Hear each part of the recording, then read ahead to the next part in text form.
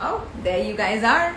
Hi, and welcome back to yet another Instagram live session that I'm bringing to you. This is in collaboration with The Right Order, a publishing company, which helps a lot of young and upcoming authors to come forward and share their stories in the form of amazing books. This is The Right Order Authors Connect, and today I will be joined by a very special author. It's so funny, if you've been following all these Instagram lives, you will notice that most of the guys most of the people that have been invited to this specific Instagram live are people who are people with actually no experience of being a writer before this.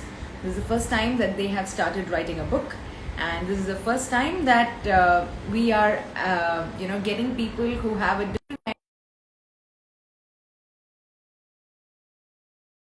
way the written word works and how it influences somebody's mind and life, that they turned into authors as well. I'm definitely one of them, and today I'm joined by another such Hello, author who has a very different profession by the day. But like a superhero, he wears a white color coat, a cape by day. And this is Dr. hi Anmol. Bhargavi, Hi, Anmol. thank How you are so much you? for that exemplary introduction. But that is probably what we are here to discuss about today and to address what it actually means being a doctor in this country, apart from obviously both of our books. Of course, absolutely. I mean, it's such a pleasure. I was just, sharing it with those that have joined the Instagram live that usually we have authors, who all have day jobs, and a lot of them have been either teachers or bankers or corporate professionals. It's the very first time that we've got someone wearing the white cape who is the superhero by day and night for all of us. And here he is, Dr. Anmol. I had an opportunity to catch up with him a little bit earlier before this Instagram live. So I understand he specializes in the orthopedics area. But over to him to tell us more about his adventures of being a doctor in this amazing country with so many people and so much variety of, I think, Mhm. medical miracles and problems that you see on a day to day So basis. the thing is, most of our generation, especially, have been, more or less guided by, or they get influenced by the things that they see, or visual stimulation, if you must. So things that you see on TV, things that you see in your web series, things that you see in movies, things you see your colleagues doing, etc., etc. Right, Unfortunately, right, all of these right. mediums that actually have the highest impact or have the highest pull on your minds are the systems that are completely untrue. Things that are shown to be larger than life. Like for example, Grey's Anatomy out there. I hope people don't dislike me for this. Yeah, oh, So, please, are you going to destroy Grey's Anatomy with me today? Is this what's so happening I today? understand it. Are you destroying Grey's Entertainment at the Anatomy end of for the day me? is supposed to be larger than life, which is how it gets you hooked. But if you are someone from that particular background, it feels like a demonic child of an Indian serial of the yesteryears and and hospital. That's it. So yeah, there are good shows out there Lord as well. knows. Like The Good Doctor comes close to that. So so basically, all these Yeah. shows are, or whatever you see, even on Instagram for that matter, you've got a lot of doctors out there on Instagram, dispersing good education, uh, things that will help you in day-to-day life without any fee. So, what happens is the book that I've written, The Resident of India. So, it's not just a perception or a narrative on what the doctors in India face professionally, but more so on what they go through personally, Yeah. because the formative years of their professional career, especially in India, somehow intermingles or interjects with the formative years as a person as well. True. Very true. I mean, yeah, I think most of the doctors who go through residency in a general career background, I think your Right, 20s is when you're doing your residency. Your resident maybe a big part of the decade, 20 to 30. And that's also the time of life when, new things are happening in your life, responsibilities are coming in, you're growing up, you're taking care of the bills, and, there are a lot of like fun right. challenges that come your way as well as an adult. So I think it's challenging also at the same time to have that huge responsibility of a human life, and in terms of the kind of advice that you're giving someone with regards to their personal health and well-being, which in turn affects their families and the way they Yeah, all true. continue being and living. It's a huge So responsibility. Yeah, honestly, how do you guys do this? 90% of us don't have no idea what we are doing.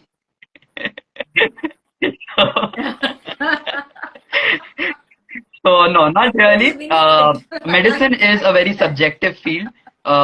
There's nothing that happens by the Yeah, book. So like everything else in the universe, there's yeah. one particular concept that I've even used in the book. It is called as natural paradox. So almost every single Okay. uh, thing that exists, or every tangible or intangible thing, always has two sides to it. And if one side gets affected, the other side stops Yeah. existing. So similarly in medicine, the reason why we True. say that every case is different, every person is different, is because there's no real right answer to it. There are always multiple answers, and as a doctor, your job is to just quantify and see that which answer, according to you, is going to be best for that particular patient. So most of the times it goes right, sometimes it can go wrong. Like I said, the main purpose of the book was Yeah. also to say that doctors are not really gods. We are nowhere close to that, but we just want everyone to treat us like humans at least. Yeah, no, absolutely. That's it's such a wonderful thing to say because I think in our country, Right. we're very emotional as people, extremely sentimental, extremely sensitive as a culture as people, and whether it's the north, south, east, or west, I think that's one True. common theme as Indians. So if anything Right. happens, Right. dil ko chhu Right. jata hai. That's basically how we are built. So even if it's something that we really hate, we'll really take it to our heart and like hold grudges forever. Or if we really love someone, like we blindly, loyally Right. love them till the end. That's how it is. And in our country, I think the way we look at doctors is pretty much the same. We look at them as magicians, miracle workers, godlike people, representations. And you're right about that. I think a lot of times, medical field, just like any other field, Right. sometimes it's based on trial and error. And that's basically the story of human True. True. evolution as well, right? There's been trial and errors, and that's the reason why human beings are the way they are, the way we think, the way we discover and Very true. innovate things as well. So, like you rightly said, I think let people be human as well and treat Right. them in a very humane way as well. Very very important because just to touch upon that subject, which is I'm sure it's brings back certain memories which you may not want to recall, but Right. the pandemic time and the COVID warriors, as we call them, and frontline workers who were at the hospitals. And like you were telling me yourself, your own residency period was getting over, but you got like an extension. You had to come back and work, and because there was a shortage of staff everywhere, not Right. just in India but world over. I think it was a very similar situation in all hospitals everywhere. So, at that point of time, when suddenly there was this narrative of negativity towards the medical professionals, like they are infected, do not allow them into the buildings, and do not let them have common area or shared areas or shared spaces with people. And then that kind of turned into violence, and it kind of turned into a very very bad Right. place where it should have never Right. gone from the beginning. So if you could just share some excerpts of So that, and does that it even does come into actually. play? Violence covers a major part of the book, primarily because the violence against doctors or the healthcare professionals came more in the light during COVID because there was really nothing else to report about for the media because everybody was inside, nothing else was going on Yeah, throughout the world.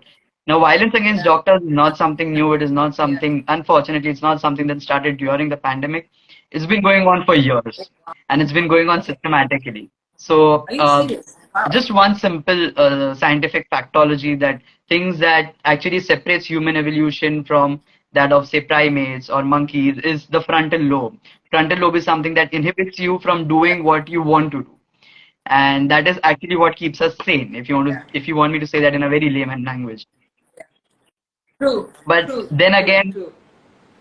I think sane and true, keeps us in a true, civilized yes, society as well. Like there's a reason why we follow the norms of society because of, like you said, this ability in us to restrain our the very urge, in yeah, our very native feelings and our very intrinsic, yeah, true. animal like So feelings. Yeah, yeah, yeah. unfortunately, India has no law that protects doctors, and there have been systematic protests that have been going on for a long time now, primarily by resident doctors, that too. Right. And unfortunately, no court of law, no media, there was absolutely no support anywhere.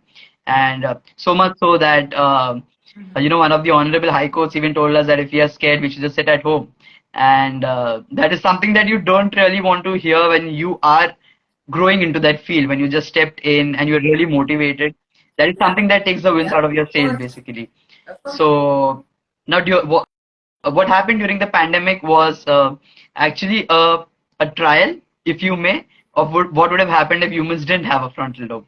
So people were so driven by passion, by care, and the one thing that trumped everything else was a basic human defense mechanism. So when that defense mechanism gets activated, Yeah. all your subconscious comes into the fore. So you're not really thinking what you're doing. You don't know what. So Yes. there's one particular incident that I'll tell you. This happened in Mumbai, Sure. and there was a relative who brought his brother, I think, to a hospital, one of the biggest and the most reputable hospitals in Mumbai. So you can imagine the level or the knowledge of the doctors over there. And when he was brought Right. over Right. there, he was declared dead upon arrival. And the relatives actually started harassing the doctor. The resident doctor was working there. Mind you, she was just a first year resident.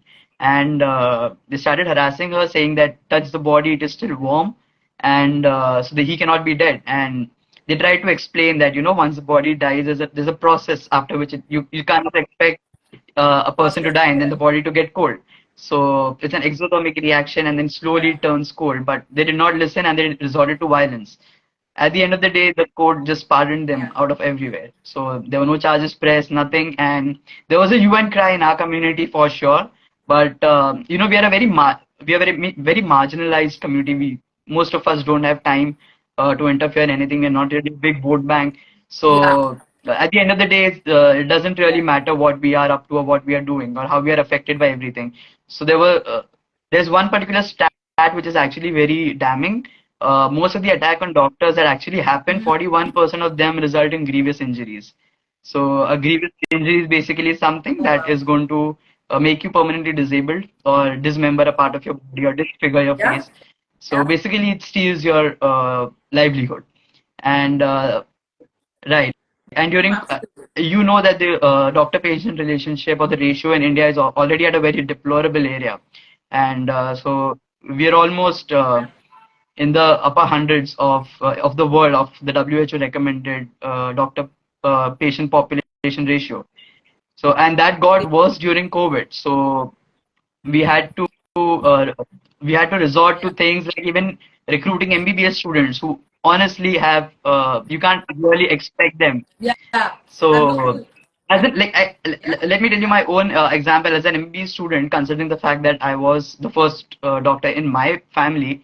My relatives used to come up to me and they used to Right. feel that, okay, he's studying to become a doctor, he might know X, Y, Z, exactly. And He knows enough. honestly Yeah. speaking, He can connect. MBBS, Yeah. as MBBS students, you don't really know a lot because medicine is such a vast subject, Yeah. it's such a vast field that there's no end to it. Yeah. And you can't expect Yeah. a teenager to know so Absolutely. much and to value life so much. So what happens when you are actually studying to become a doctor in the country is that those formative Yeah. years when you actually see your friends partying out there, living their lives, and actually having fun. Those are the years that you actually give to your education to give. So basically, your entire Yeah. formative years, you're molded into a very different person from the rest of the society and not Yeah. necessarily in a good way always. Yeah.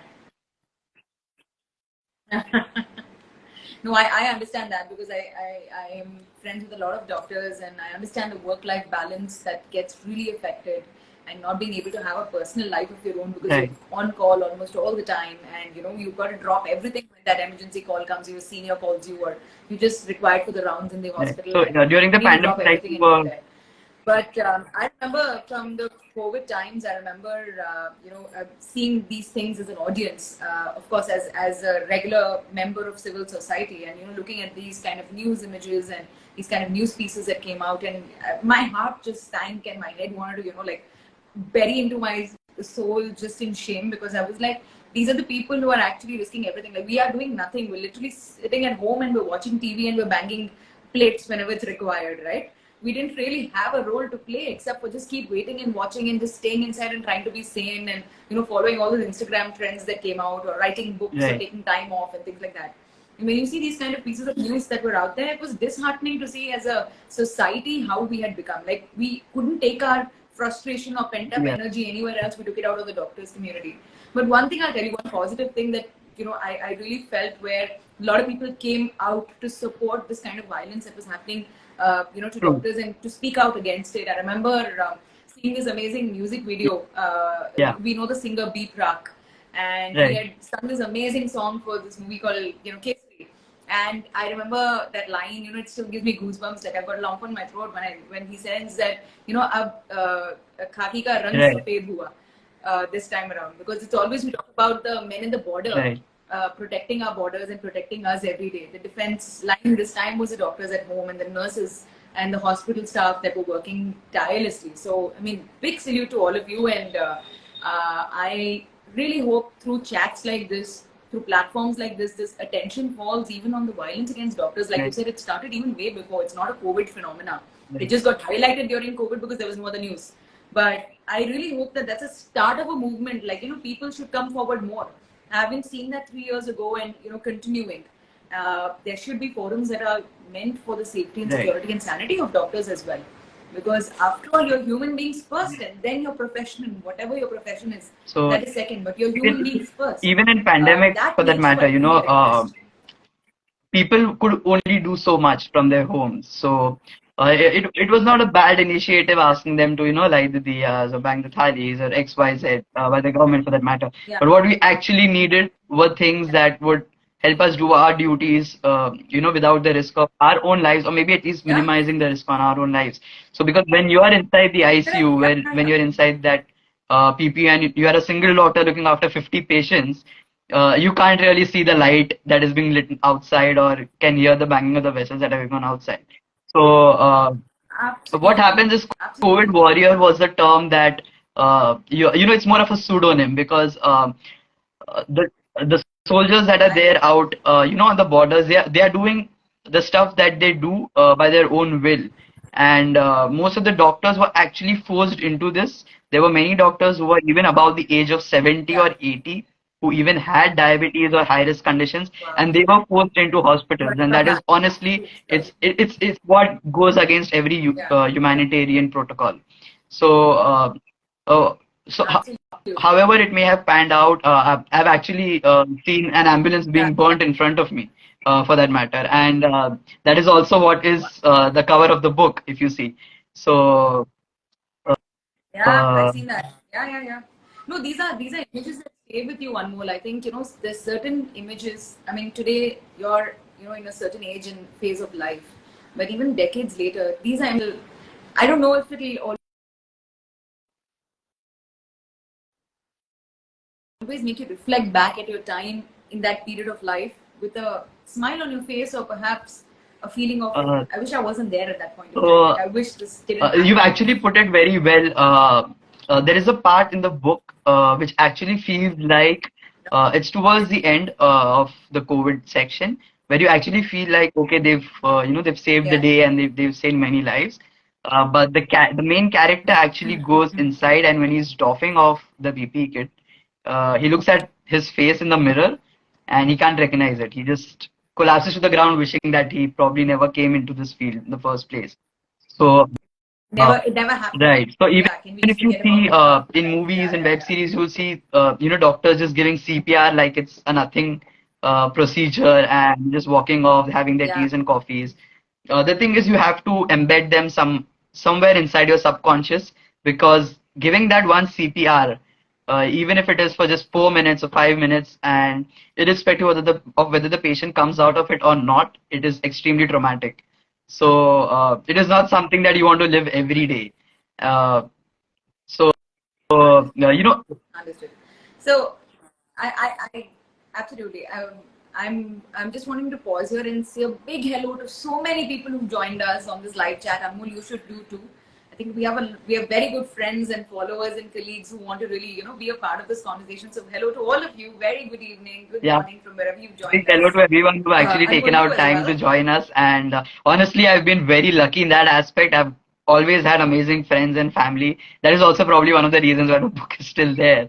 Otherwise, I would have given up a lot of times. No, absolutely. You've got this beautiful smile on your face. I'm sure it's a lot of the strength and support system that you come from. And I'm lucky as well to have a great set of friends, family, some fans who love the work of the book that we've written as well. But before we go into a more serious talk about COVID, I think I want to stop right here. And I'm going to quiz you on some of the popular medical terms I have learned from Grey's Anatomy. Wow, Because you okay. dissed Grey's Anatomy already for me. I'm going to quiz you and see if you know those terms. Or is it all made up? I don't Go know. ahead, go ahead. All right, first one, Okay, so hematoma. hematoma is basically a collection of blood in one particular area, and it most often happens in open spaces in your body. So your body is not one dense structure; it has multiple sheets between which multiple organs and tissues exist. So every word in medicine is actually difficult because it is probably derived from Latin. So people can't really understand it, which is why they Yeah. feel that it is something that is very strange. But if it was actually written in Written like English, it. it Yeah, would have yeah. been the simplest subject out there.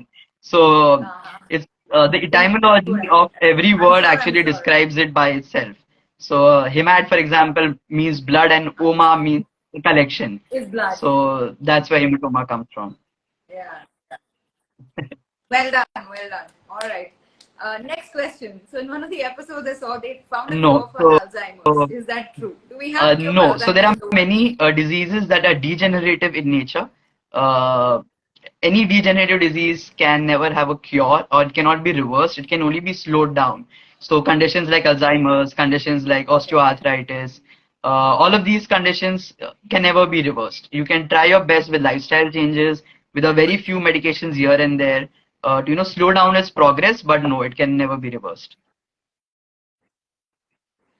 Well done, Anmol. Well done. I'm convinced with all the For the answers that you've given me with no I'm medical probably knowledge. doing You have convinced me. good in a Viva for the first time.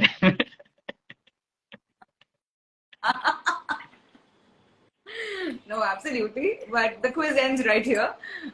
With this, I wanted to, just talk about the writing journeys. Right. Both of us have had a very different experience in the writing Yes, journey. I'll just please. share my version of the journey first, and I'd love to hear, what got you into the place first, and how did you get into it. So, for all those who've joined, I'm an author twice over now. I debuted with my first non-fiction book on the subject of podcasting. I happen to be a popular business podcaster in India, and I have a show called People Who Matter. And this show has had some of the best names in the field in terms of business or industry or corporate. And then we recently incorporated a lot of people who are authors, who are designers, who are people of art and fame, who also graced us on the show. So right from top management of Facebook, Google, Deloitte, down till Chitra Divakarni Banerjee, whose work I'm a big fan of, and so many others from the media field or the music and entertainment field. The sports field was still waiting for our right pick, and a few other fields who joined us on the show and made it a huge success. So with my learnings, I decided I'm going to write India's first book on podcasting, because from an Indian Right. perspective, we have nothing.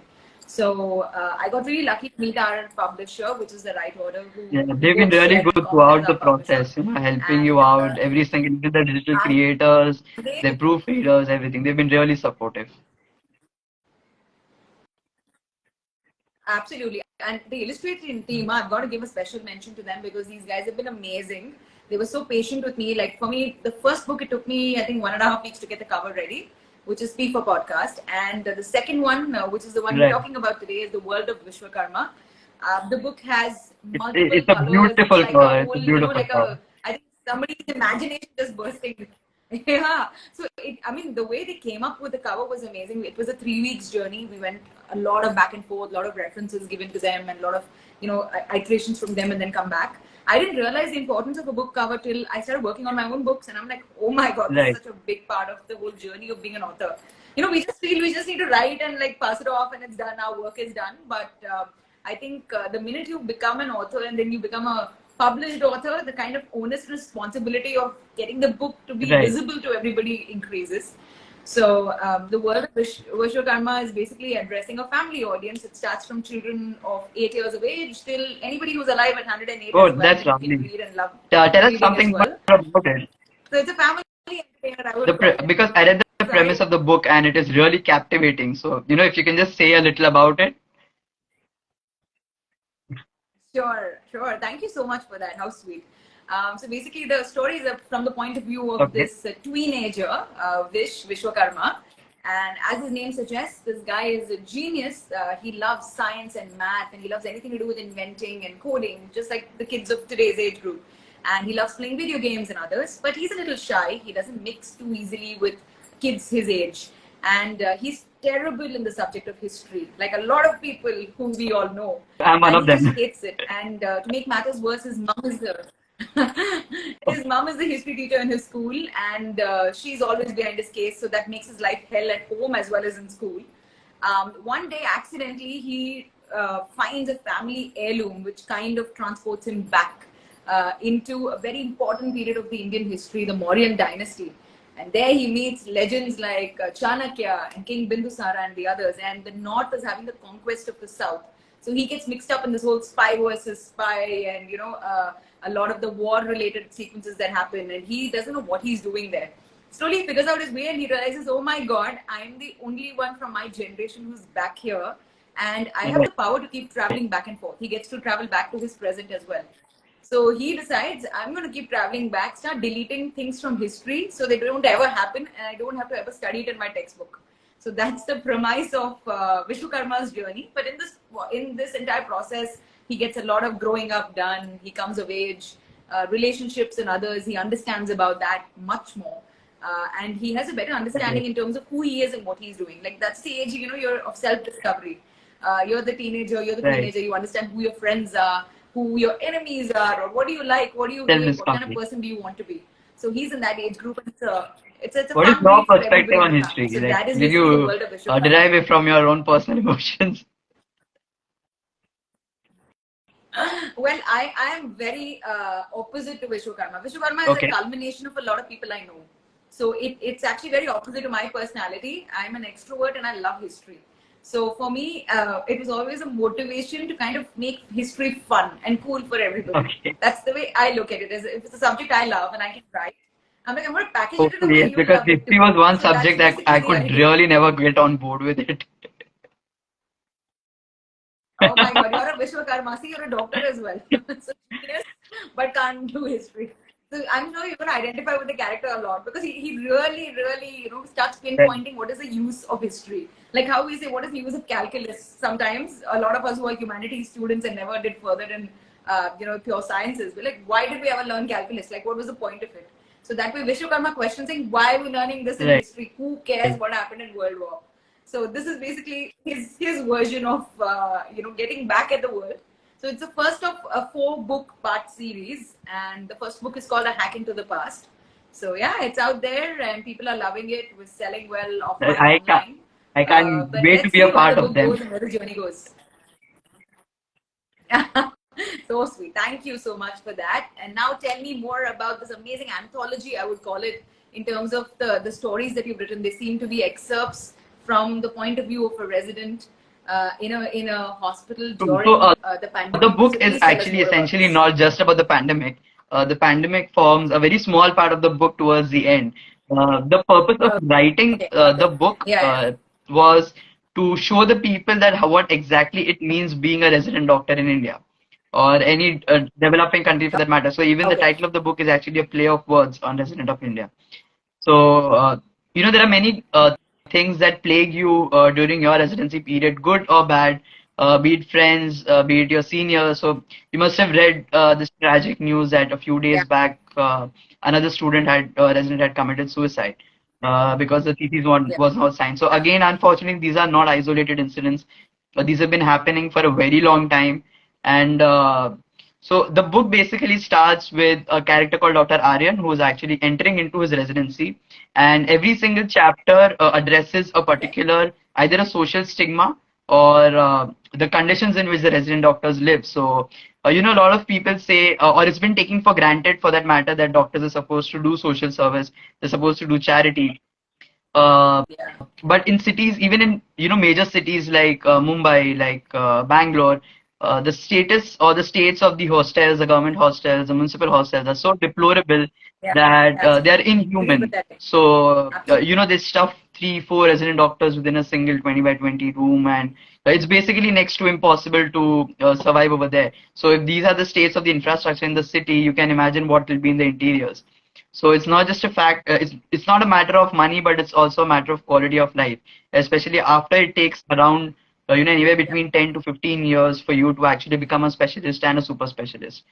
So that's how it starts, and then it takes you to the journey of how how the seniors treat you and how you make friends. It gives a little tips here and there for the new resident doctors on how to deal with residency, how to make it a little easier for yourself.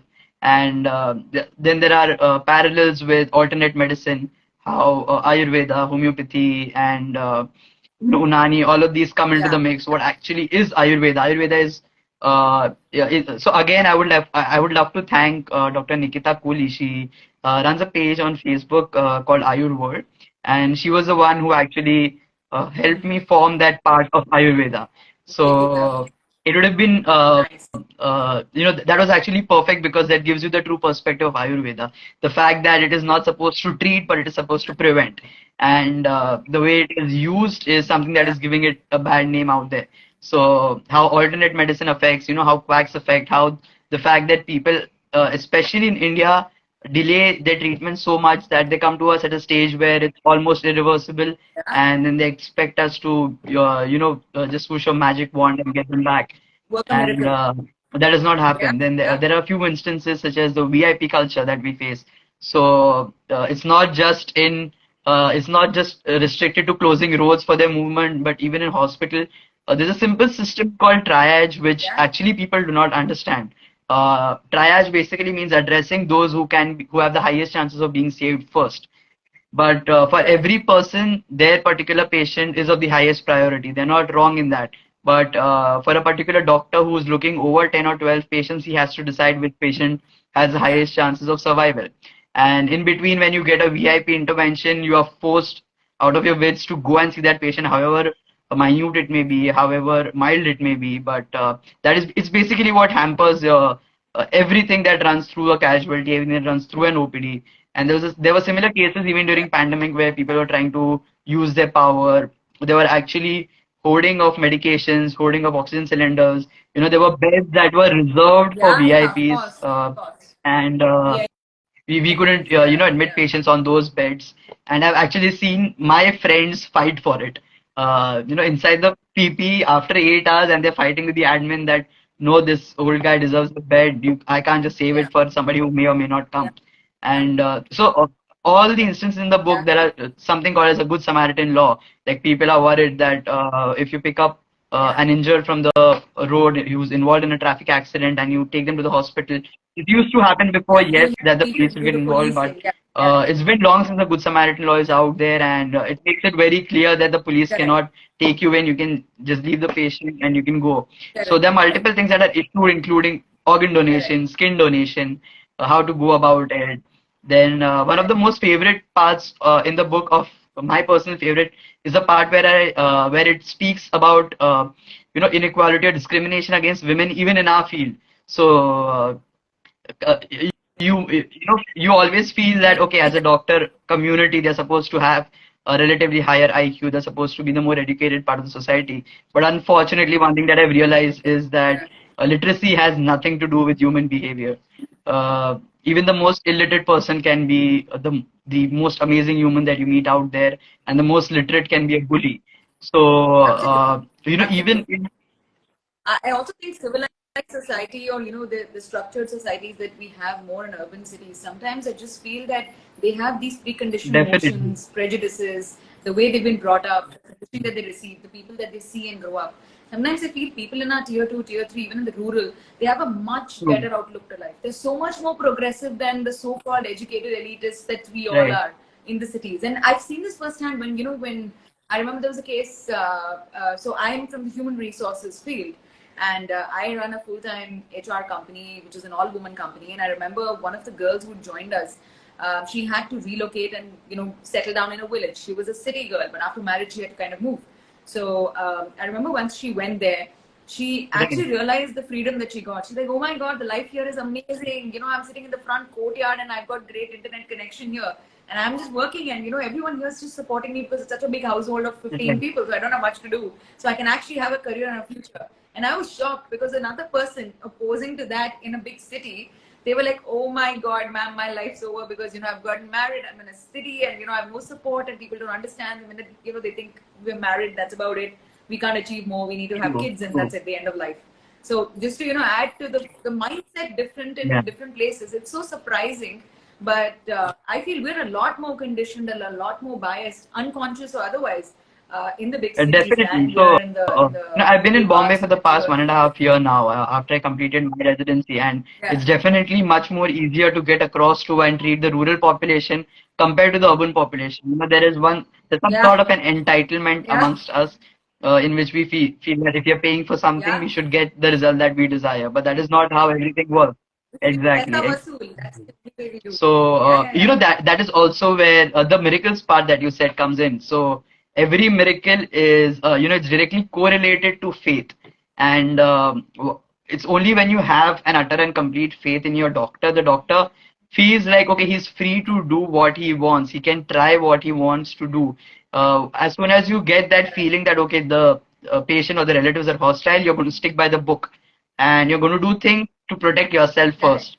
And once that happens, there is no scope for a miracle. correct. So at the end of the day, it is all about faith. Yeah, absolutely. What a beautiful thought for sure.